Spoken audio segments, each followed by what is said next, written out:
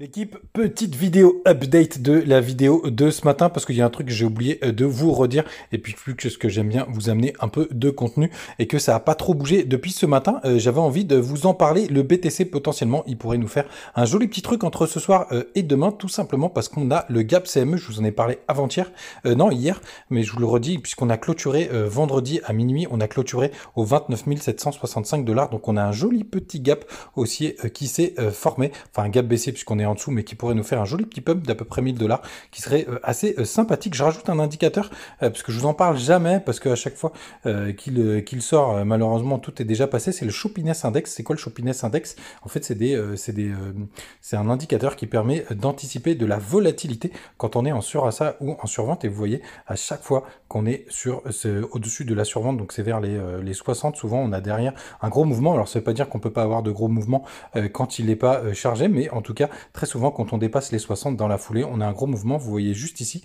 hop, on a eu une petite chute après un gros mouvement.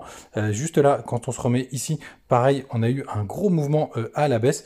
Et quand on se met juste ici, il a stagné un petit peu et hop, on a eu un petit mouvement. Bref, c'est un indicateur qui quand même nous indique qu'il va y avoir un gros mouvement à venir. Et là, on est en zone de surachat, donc du coup, de survente, pardon, au-dessus des 60 de surachat, pardon. Je me plante à chaque fois, mais c'est surachat juste ici. Donc on pourra avoir un gros mouvement qui serait intéressant de voir à la hausse, tout simplement parce que on a ce petit gap CME au 29 765. Je voulais quand même vous en parler, et surtout que c'est pas mal orienté là du côté du long short ratio, parce que vous voyez ce soir on a les fundings qui sont négatifs, le spot c'est assez stable, et surtout on est en train de se rapprocher, donc ça veut dire qu'il y a pas mal de shorters qui rentrent, qui sont en train de rentrer, même si on est toujours à 56% de personnes qui sont en longue. Voilà les gars, je voulais partager ce petit update ce soir avec vous. C'est plutôt sympathique, et surtout quand on a peu de volatilité comme ça, alors qu'on a un gros gap qui est en train de se former. Je voulais quand même le partager. On va voir ensemble ce que ça va donner. Est-ce que ce sera un fake out?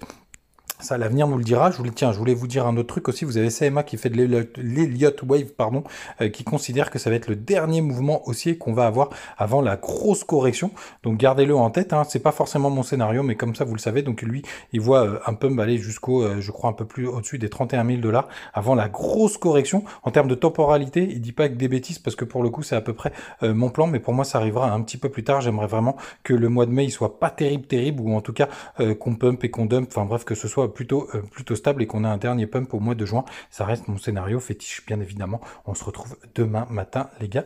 J'ai justement cet indicateur bouchon de champagne dont je veux vous parler. Passez un très bon fin de dimanche. Salut.